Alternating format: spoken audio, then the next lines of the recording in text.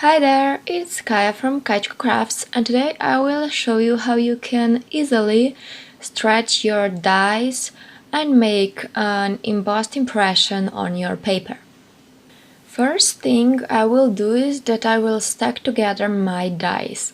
I will make sure that I will have the biggest size of it that will fit my cute images.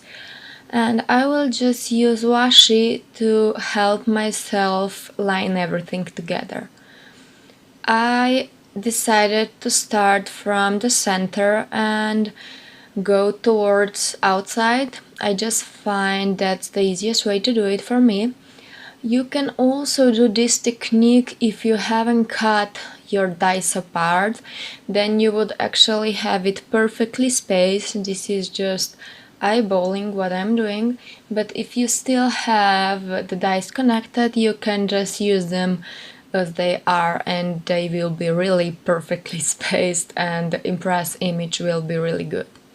So now I will just use my scissors to do it. So I will put my cutting plate down, then I will use this silicone pad, and then I will do what I will normally do with die cutting. So I will put the dies in place, and then I will just put on top this another plate, and I will run it through my big shot.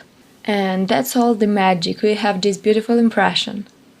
Next, I will color my image. I decided to go with the colors that you would find in a fall, so in autumn, and I will just use my zigs to color this image in. I find that zigs are the fastest way I color. If you prefer any other medium, you could of course use them. I will put my marker directly on my paper. I'm using the Derwent watercolor paper. And where I want the shadows to be, I will put the marker there, and then I will blend it out with this water brush. I found that this is really easy, and this paper really helps you with blending, and you don't get that harsh lines when you can get them if you are not using the right paper. So just make sure that if you are using water, you are using a good paper, because that can actually make a lot of difference while coloring or shading, just because the color may absorb in the paper different way, and that's all there is. If you have a paper that absorbs the color really quickly, you will have some trouble blending it out. But here you can see that I have no problems. I just put the marker down and I will blend it out with some water and it will look great.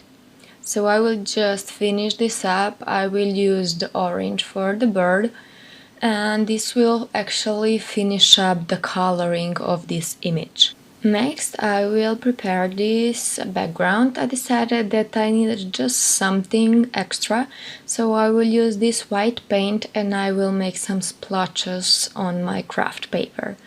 This adds just a bit of interest, so we don't have just the paper in the background. Next, I will just stamp my sentiment in Versamark ink, so I will get this stickiness and I will use my white embossing powder to make the sentiment white. You can see how it looks. I will just glue everything together now. I will use mostly my double-sided tape because I found that that's the easiest for me to use. So I will just use it and I will trim the excess black paper down, and we will have this beautiful background. The really only thing left to do is to glue everything to the card base. I first thought that I will glue this down in the middle, so I will have this centered, but I decided to change my mind and put it on the right bottom corner. And I think that this gives it a bit more of an interest. And that's it! Thank you so much for watching. Hope that you enjoyed this video tutorial and that you will give this embossing impression a try. Thank you so much. Bye bye.